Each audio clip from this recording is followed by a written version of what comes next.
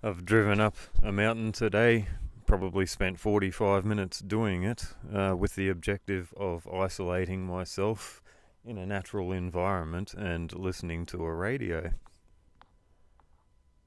Like a moron. The Ace Radio Network. Download our app. Search for 4BH in the App Store or Google Play. No way. 4BH News. In this bulletin, a helping hand given to Ukraine, roadblocks in trade deal and a messy dispute over Aretha Franklin's wills. It's 1 o'clock. Good afternoon, I'm Siobhan Fay. I don't know why, but if you listened carefully to the station identification, you can hear a ghost of the previous occupant of the frequency, 4BC. It's always been radios. In one form or another, they've always been present and plentiful in my childhood, even though I haven't always been so aware of how they relax me. I think they still subconsciously remind me of a time I felt some security, living in a house for the longest period in my childhood, ignorant to the fact that marriages can come to an end, and emotionally fractured family units can end up geographically separated as well. I got rid of all the valve radios that I was collecting starting a decade ago for fear of moving out of the house I live in now. Around the same time, I was wrestling with feelings of abnormality and awakening to the fact that I think and feel compelled to behave in extraordinary ways. I became convinced that if I removed the distractions that I so fiercely put in my own way, that I'd be left unavoidably facing who I am and getting closer to knowing what I was beginning to feel. Shortly after becoming interested in valve radios, the aluminium bakelite portables of the late 40s and 50s engaged my curiosity. I saw the way people were powering these to maintain their intended portability with inverters mounted inside battery boxes made to appear as the original high voltage batteries.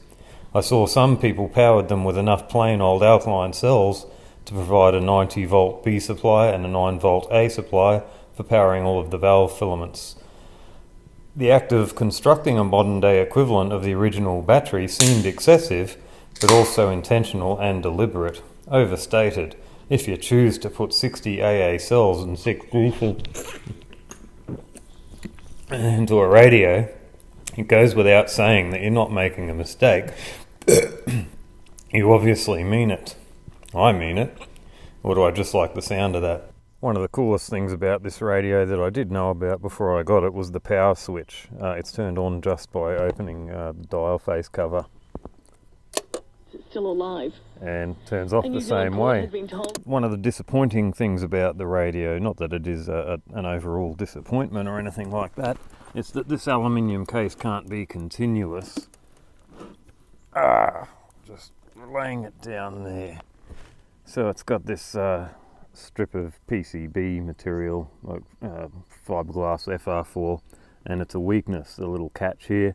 Some of the Australian clones of this did this part better and screwed this down, but why couldn't this strip be bakelite? This is actually warped, even though there's been no stress on it over time. It hasn't had batteries in it.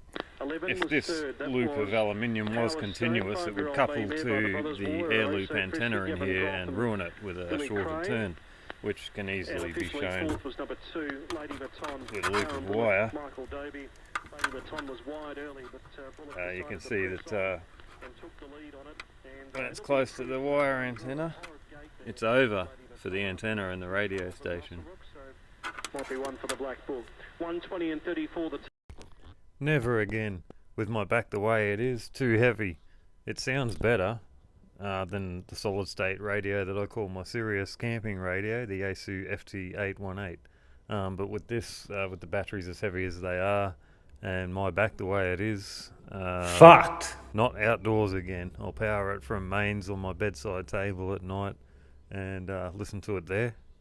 And I'll remember the one day I took it out.